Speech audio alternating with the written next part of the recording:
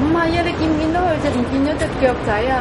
睇見啦，咁啊飛唔到咯，可能係。佢啱啱飛到啦。係啊，佢飛佢飛上去咁高喎。係啊。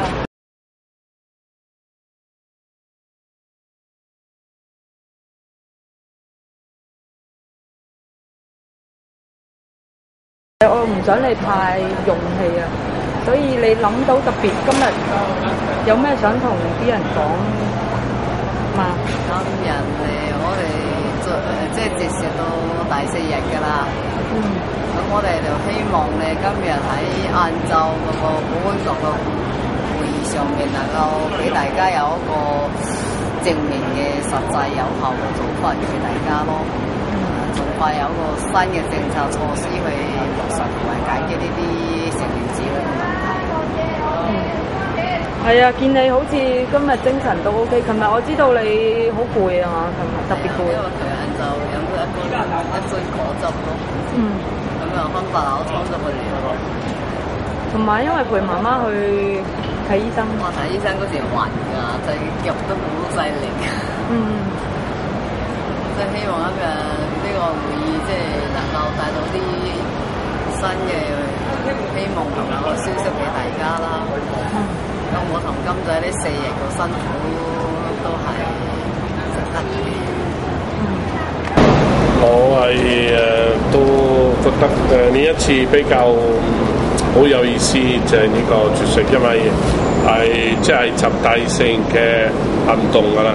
咁最即係點講咧？最有意思咧，就係覺得㗎，因為小晶都有參加，同埋啲家長都參加少少，即係話咁同以前嘅絕食又有啲唔同啦，即係話同埋呢一次真係嗰個大家好急，就係想有啲消息出現啦。所以就話覺得係試下係啱啦，就係搞呢個行動啦。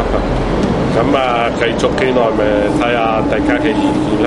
就係所以係嗰陣時要繼續啦。咁都可能因為可能身體已經習慣咗，就係所以都唔覺得乜嘢特別唔舒服。真係，真係。已經第三十次啦，我知，但係真係一年比一年大啊嘛。都唔係嘅，可能越大越，我覺得係啦，就係要接受啦，即係心態可能有啲接受嘅，即係比較順利啦，冇咩特別。我哋一次都有個新嘅嘢，就係用毛巾沖涼都舒服好多，所以就係朝頭早去廁所嗰度就係浸嗰個毛巾，跟住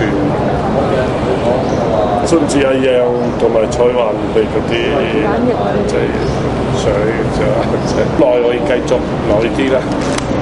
但係似乎啲家長即係都唔係好想，所以不過睇情況啦，就係暫時係無限期先。